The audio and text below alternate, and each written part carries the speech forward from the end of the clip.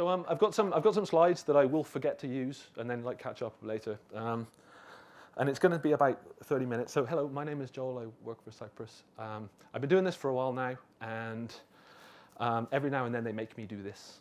I volunteered this time actually. It's kind of my turn this time, but this is some specific reasons that I get to. It's going to be about 30 minutes, and I'm going to talk about some stuff to do with using AADs in contemporary skydiving. I'm going to present some problems and solutions and some context, and hopefully at the end it all makes sense and fits together. So I'm a boogie rep. I go out on the road for Cypres, and if you go to an event somewhere and the Cypres tent is there, I might be in it, and if you come and see me, I'll be nice to you and give you some information about your Cypres and maybe give you some stuff like a buff or a pull-up, or if you're extra nice, maybe a t-shirt. But the job can actually be like, that's important work for Cypres. Like, as much as technology helps the way we communicate, all the most important stuff that you do in skydiving happens face-to-face. And so going out on the road like that's important stuff for Cypres. It can be more complicated than that though. So when I go out to these events, like me or people like me, we have another couple of reps here also, at some point during these events, you kind of communicate with each part of the process of making that event work. So talk to the staff or the packers or the manifest people, the coaches, the instructors, the drop zone owner, the pilot. At some point I talk to kind of all of these people. And this can mean that at times I have the clearest picture of kind of what's going on. So I get privileged information from the factory, and when I go out on the road I represent Cypres. And then when I go back to the factory I represent all the people and all the different communities that I've met. And so gathering and sharing information can be like a valuable contribution to the process. And I try to do a really good job of that. A couple of examples are we get a lot of sponsorship requests, and we get a lot of requests for event support. And these always say the same stuff. They always say, we're going to have the best skydiving team in the world ever, or we're going to have the best event, and we're going to have a Hercules and a balloon and a pony rides and all that. And sometimes, like, I'll get this information, and it'll be my job to try and share like what I think the real version of that is. Jens is nodding, yeah. And so I look at it and I go, yeah, I met them and I've been there, and none of that is true. So it can, more likely, the real version is, I've been there and this is what I think the real version of this actually is, rather than the way that it's been presented in like emails to the factory. And it's not that that stuff is led by, like, people don't want to mislead you. It's not led by deception, it's led by intentionality. People want their event or their team to be the best. It's just maybe they haven't learned all the lessons involved yet about how to keep a skydiving team on the rails, or how hard it is to plan all the extra fancy stuff. When you've got the fundamental stuff in place for a boogie, then how little time everyone's got left to plan all the extra fancy stuff.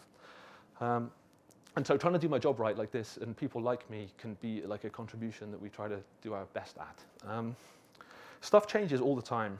And at these events, people come up to me now and they say one, two, or all three of the following things. They say, I can fly my parachute faster than my speed Cypres now. They say, why haven't you done anything about this already? And they say, what happens when there's accidents because of this? They literally say, like, what happens when people die because of this reason? And so I'm going to try and answer those with short versions and then longer versions, and hopefully at the end it kind of all makes sense together. So the first one is, they say, I can fly my parachute faster than my speed Cypres now. And I go, ooh, you must be very fancy. You must get out of bed very early in the morning. And so I'm going to come back to that. The second one is, they're like, we've learned these lessons before originally with the speed Cypres, so why haven't you just automatically done something about this? And then they say, what happens when there's accidents because of this? So the second one is, we have learned lessons, and we learn lessons all the time, and it's to do with like conditions. I say, all the lessons that we've learned are perhaps not the ones you're thinking of, and you're perhaps not considering all of the lessons involved. And then the third one, they say, what happens when there's accidents because of this? And I say, like, people aren't, like, the Cypres doesn't cause people to be in accidents. It's a very precise tool that acts within certain parameters, and it's very good at doing that. And if you use it within those parameters, it's going to work that way. It's Cypres, it's brilliant, that's what it does. But also, if you are like building some shelves and you bang your thumb with a hammer, is it the people who made the hammer's fault? So I'm going to come back to that also. So like slightly longer answers are, the first one, I'm going to talk about the mutant harness, but I have to clarify this a little bit. So I went to the people in positions of responsibility to do with this, like Rich over there, who's one of the Mutant ambassadors, and Pete Allen, to ask for clarification. And they said, being able to fly faster than your speed Cypress is, it's not specific to having a Mutant harness. This was something that was possible before this. Fancy competition people realized that by maxing out the parameters of what they were doing, they could approach and then exceed 102 miles per hour, which was the firing speed of the speed unit. And that represents a certain set of parameters, and it's fairly normalized for those guys to leave their Cypresses switched off. So they're highly skilled people, very current, they're doing hop and pops, and they're jumping on their own. So that represents a certain, like a particular set of risk characteristics. And those guys, for them, it's pretty normalized that they're just leaving their Cypress switched off. But then also, they realized that,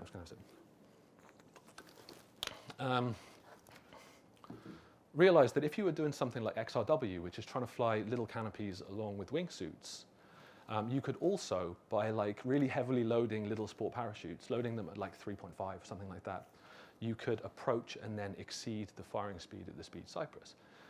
But that means the parameters have shifted. So now you've got the landing element, but you've also got like a more risky environment up high where you're trying to do stuff in, which is effectively like a freefall component. Although you're flying parachutes, the speed's involved. If you can fly a little parachute along with a wingsuit at the same time, you kind of think of it as like a freefall element. And so the risk parameters have shifted again. And so what do? Do you leave your Cypress, do you turn your Cypress on, which means the up high bit is protected, but then you are in a more risky scenario to forget that you've done that and maybe have your Cypress fire when you were landing? Or do you leave it switched off, which means that you can land fast and you don't have to worry about that, or you're up high and now you're in a more risky environment up high? So how do you approach this? If you were doing that just within a project environment, so a bunch of fancy people with a load of time for training and like spending a lot of time and effort on it, is one set of risk parameters. But the next step is then everyone thinks it's cool and they want to get involved. So now it becomes a teaching environment. So everyone's trying to figure out how to pass these skills on to other people. So then the risk parameters change again. So how do you do that? And so that was the bit that the UPT guys wanted to clarify as being, it's not specific to the Mutant harness as being able to exceed 102. This was happening anyway. But also then, if you add a Mutant harness, so Mutant harness is UPT's freefall deployable supine harness system. And by using that, you add an extra element of aerodynamic efficiency to the equation, which means that downgrade is not the right word, but you can take it a step towards everyday use scenarios. So it's not just high-end competition people, and it's not just like XRW project work.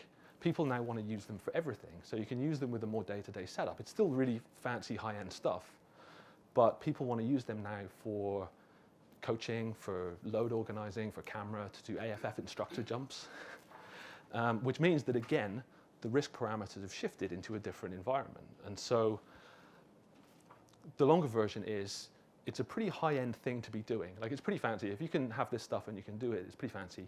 But also, more and more people are doing it, and the risk parameters are growing and changing all the time, which means that people are coming to talk about it and they want it to be addressed. So, what's the next bit? People say, oh, here's a slide. Someone swooping with their mutant. Someone using theirs in freefall. And so people say, that the second part, people say, OK, we've learned these lessons before with the original speed Cypress in the 90s. Why haven't you automatically just done something to fix this?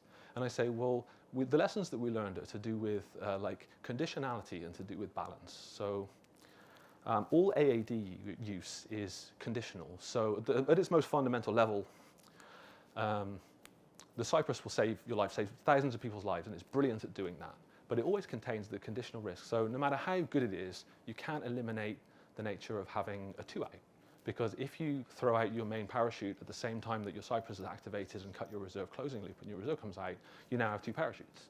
And so you have a function that's brilliant and has changed skydiving and saved thousands of people's lives and it's great. The risk is present, but it's accepted. And we mitigate that by education, training, and trying to remember not to do that. And so fundamentally, you have your function and you have your like relevant kind of conditional risk. So things move on a little bit, and people learn to swoop. So we invent the speed Cypress.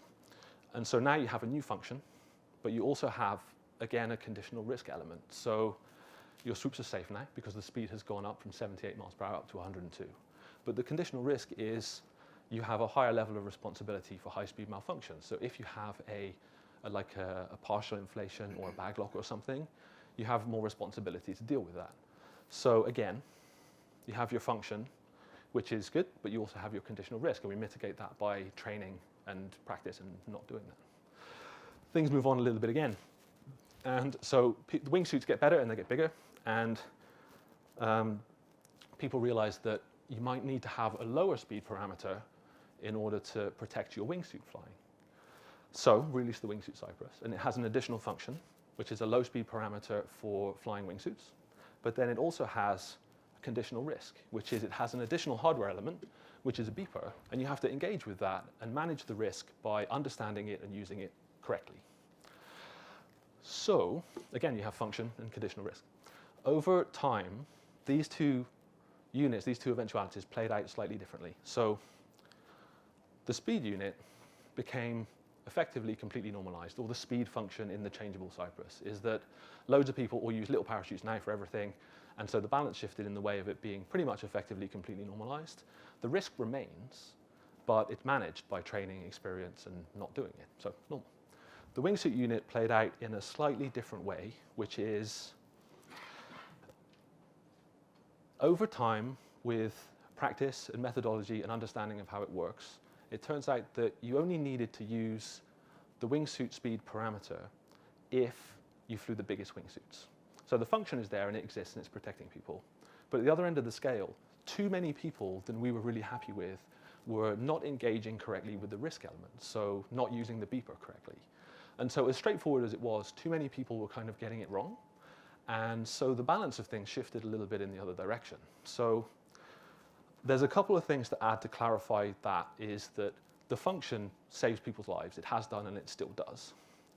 And also, things have changed now a little bit again, which I learned today, is that we stood it down because we weren't happy with the amount of people that were getting problems from it.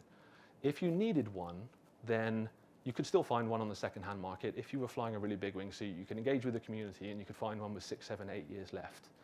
And we were in the position where we weren't building them because we needed to find a solution to work on the variables. A part of that is also the business element, which is over COVID, it was getting really expensive to get the bits and to make the units. If you make a really small number of niche devices, the price goes up pretty high. And so people would ask, and they would say to Jens, they would say, oh, hey, can I have a wingsuit unit? And we would say, okay, we don't know when we can make that, and we don't know how much it's going to be. And so for a while, people were needed to get them from the second-hand market. But now we are making them again. You just have to engage with the factory in a different way. You have to apply for it and get approved and understand that you're flying a big wingsuit and you are within the risk parameter of needing it. But then also you read the material and sign the waiver that you've read the documentation and you understand the beep. So we are making them again now, but it's kind of made it conditional. So releasing a new unit or making a new function is an expensive process, and you have to understand all the right things to do that at the right time. I don't think that anyone will argue with you that Cypres has ever put money before safety. It's always been about safety first. And in terms of relative to all of your other equipment and basically everything else in your life, the Cypres has got cheaper over time. It's effectively like a unicorn in this regard. It's gone up a little bit, but compared to everything else that you pay money for, the Cypres has actually got cheaper, which is brilliant. But also, the business needs to function properly to be able to do any of these things in the first place. And so the business aspect of deciding when and how to move on this stuff is an important part of things.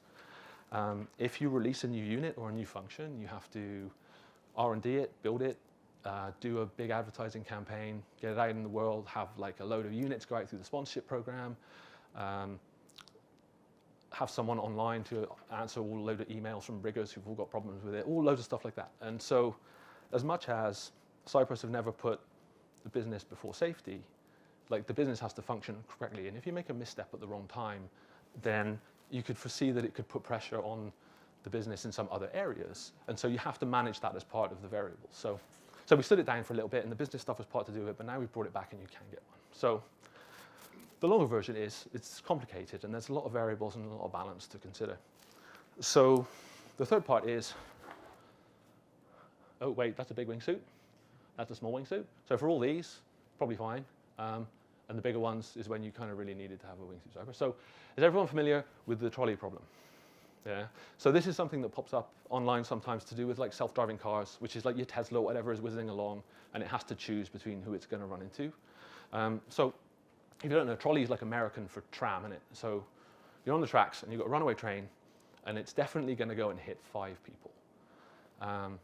If you pull the lever next to you, it's going to divert the train, and it's definitely going to hit in one person. So what do you do? Do you do nothing?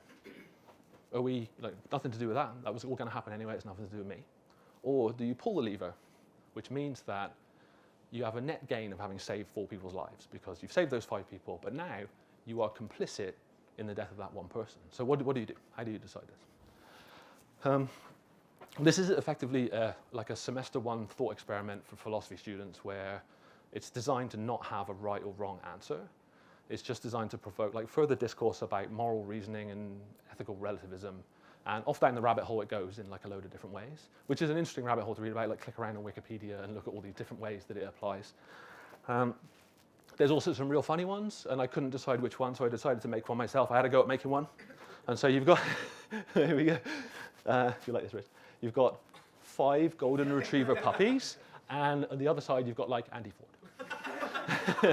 I was hoping he would be here. look at him, look at him. How do you decide, right? How do you decide? So, from the perspective of Cypres, we're like perpetually within trolley problem like this. So let's say you release a new function for a unit, right? It has an agreed upon and understood level of safety that it is providing. And because it's a Cypres, everyone agrees that that's definitely a thing that it is doing. But you can't really count that. You can count the people it saves, but you can't count the near misses because data sets like that just don't kind of really exist comprehensively in skydiving. You can't gather all that data. And so what you're doing is you're taking your person over there, whatever number it is, and you're replacing it with an X. So you have an agreed upon but unquantifiable level of safety. It's doing it because it's a Cypres, but the data is elusive. At the other end, you have your conditional risk function. There's always a conditional risk present. And if you've released something and someone doesn't engage with that conditional risk in the right way, or they misinterpret it, or they apply it wrong, or they push too hard at the variables, and they are in an accident because of that, you are complicit in that. Are you? Did you do that? How do you decide? How do you choose between these eventualities when the stakes are so high? This is where Cypres kind of is all the time. And so this one is my favorite. This is the Wile E. Coyote version, our spiritual king, Wile E. Coyote. And so he just pulls the lever and the trolley just ends up on him. It's very good. Realistically, how does Cypres avoid this? How do you get out of a scenario where with things pulling in both ways, you're not damned if you do and damned if you don't? You know, how do we manage that? I just need to sit.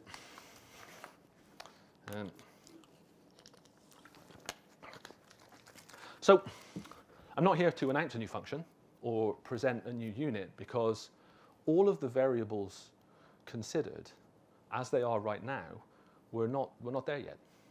The ability to outfly your speed Cypres remains like an incredibly niche thing and high-end thing to be able to do. But also, the people coming forwards and asking for a solution or raising their concerns about it have like a valid concern, and that's growing all the time.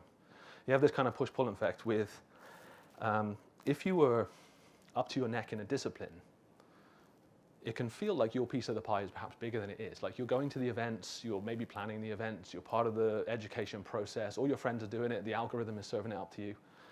And so it can feel like perhaps what you're doing is like a bigger element than within the grand scheme of all considerable factors in skydiving.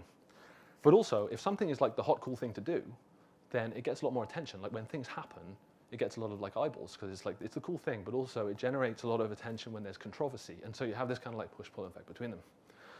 So, so I'm here basically to present like what are we doing? I need to share about the steps that we're taking we didn't just look at the variables involved when people come and ask for a new function for this and just go, no. So I needed to communicate about these steps. This is literally why I volunteered to do this, was because I needed the next available public forum to be able to share information about the steps we're doing and where we're at with it. So it's not just Cypres is not just like a closed door and then there's no answer. And so communication is a big part of it. The next step is also, do I have more slides? Oh, not yet. Then you have personal responsibility, which is people come to me and they say, I want to do AFF instructor jumps, and then I want to practice my speed and distance swoops with my mutant after that. And so I say, I'm like, okay, do you think that you can do your best job of being an instructor on an AFF jump, Ali smoking, and then also your best job of training speed and distance on the same jump? And they look at me with total conviction and go, yes. And so your opinion and your mileage on that may vary. Like I think it is unwise to dismiss things like that as not being possible, because you only have to look at things that we do now that only a few years ago were considered impossible to understand that to dismiss something like that as not part of the progression of things can maybe make you look foolish. But also, can you really do your best job of being an AFF instructor and then also training for the next swoop competition as part of the same jump? I don't know.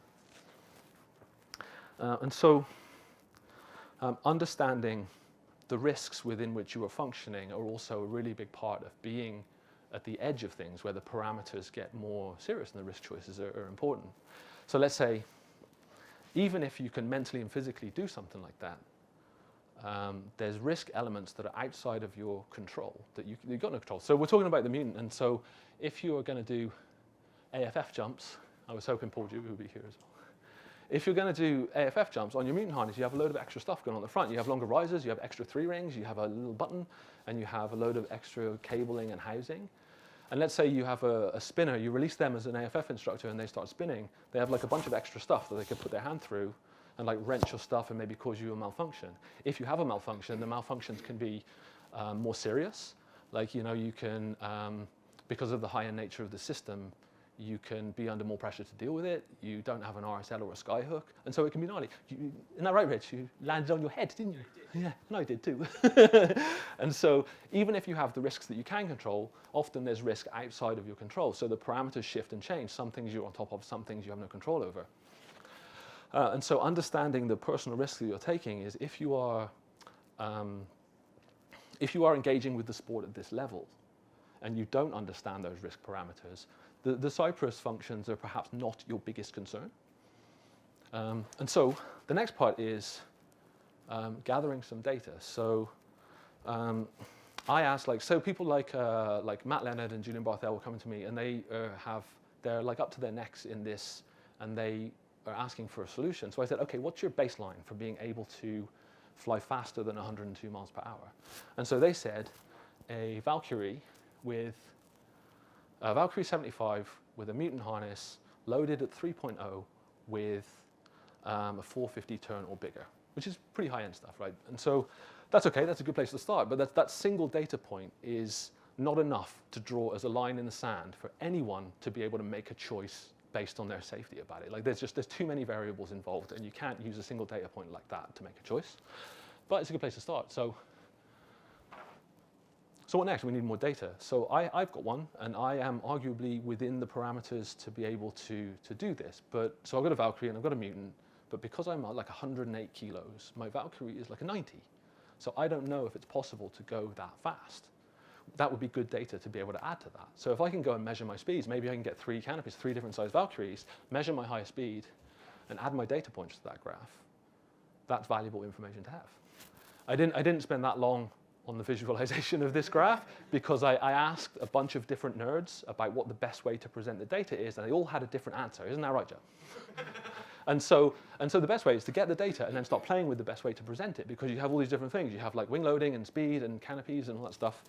But then if we can get someone lighter as well, if we can get like Andy Ford or someone, spit on the lighter, give him 3 canopies as well, add his data, now we have more data points. If we can add as many data points as possible to this, then that becomes valuable data to have. Is it enough for people to make hard and fast decisions on about their performance? Probably not, but any information that we can have helps. So this is, so I went to Rich, and Rich said, what about density altitude? What about the thickness of people's lines? What about whether they've got a collapsible slider or a full RDS, which are all very good points. But what does that do to the information that we do have? Does that mean that all the data that we can get is not worth anything, so perhaps never mind then? Or does it make the data that we can get more useful and more usable? I think it makes it more useful and more usable. It just depends on, and this is where we came in at the beginning, which is the nature of gathering, understanding, and sharing information in both directions. And so having as much data like this would be a contribution to the community who can potentially fly within these performance characteristics. And also at the other end, it helps Cypres understand what's going on and make the right decision at the right time and move forward when the variables all line up to make a step. Like it might be that, like right now, we looked at the variables and we're not going to release a function, but at the end of the season or next year or something, it might suddenly be green light for this. And so making these tangible steps forward and contributing to the process, being open and transparent about it, is the way to help people understand that we're not just doing nothing, we're doing steps all the time. So hopefully that means we can come back to our three things at the end, which is people come to me and they say, I can fly my parachute faster than my speed Cypres now. I go, brilliant, you can help.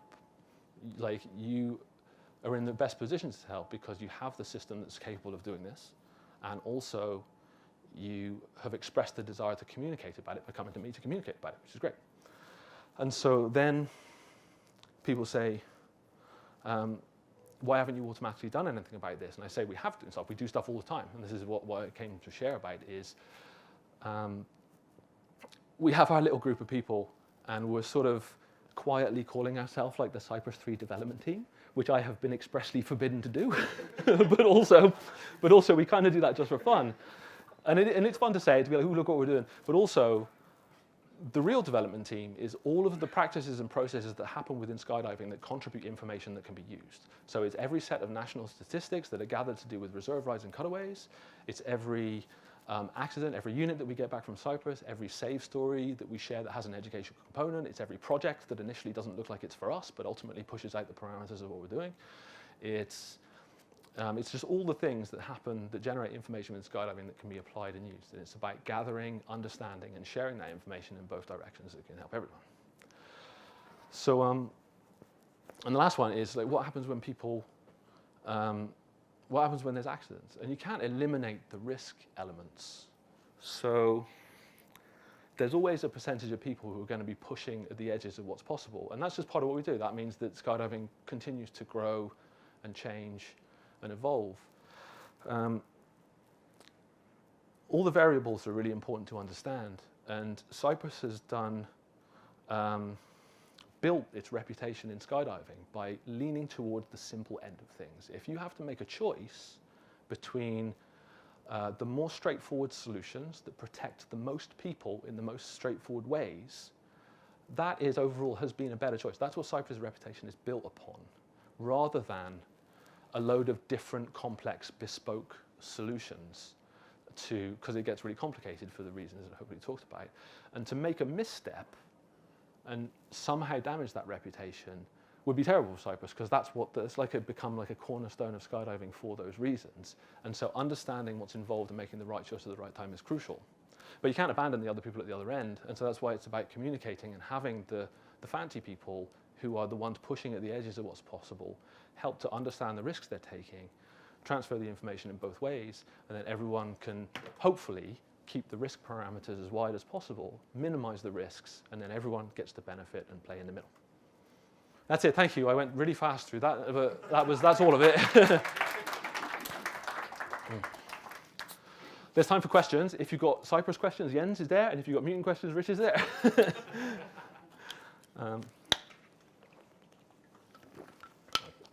Oh, here we go. I think that's a really good explanation. I think your hammer example is exactly right. Make hammers, and that's what you should stick to. It's a little reductive to...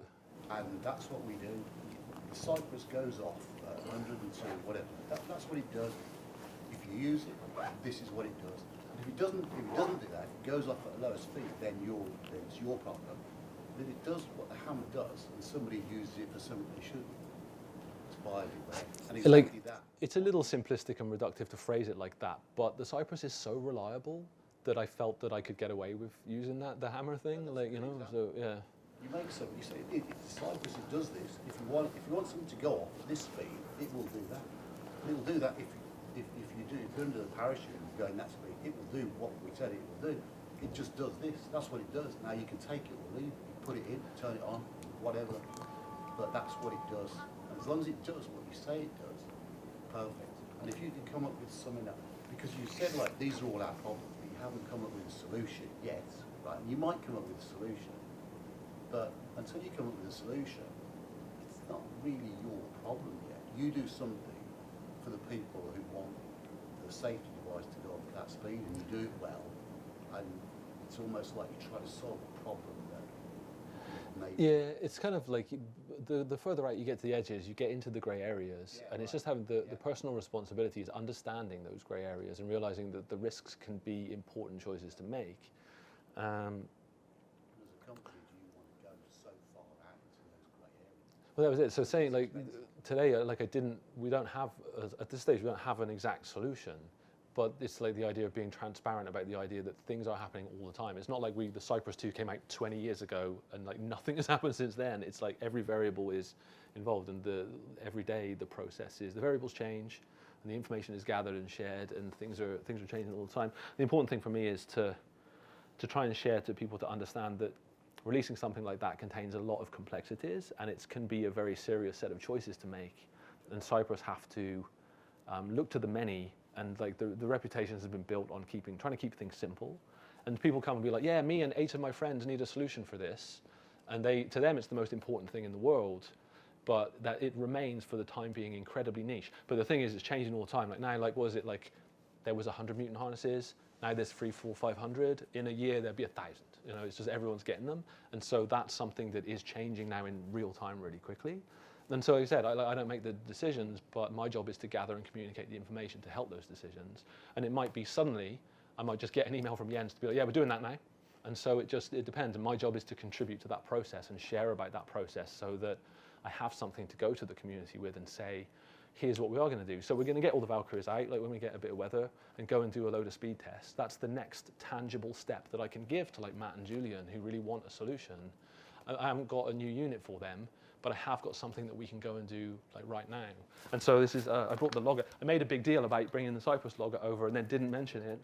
And so we'd start with flight site data, but then we also have a little device which measures the barometric pressure, which is designed to go in the exact position behind your back where your Cypres goes, which adds a level of specificity to the data gathering program. So like we'd start with flight sites, but then apply this.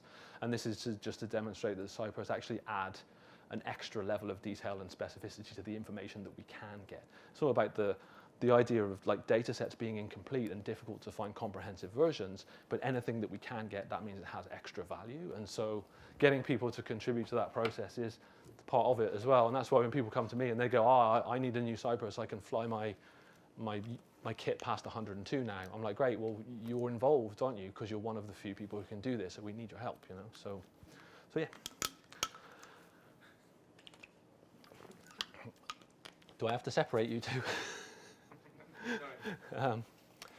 Yeah, so hopefully you guys all feel like that was, you know, like I know like a bunch of you guys like knew this stuff already. We basically had this whole conversation earlier, but hopefully you guys have got some stuff out of that, and it gives you a little context as to where like Cypres exists within modern skydiving.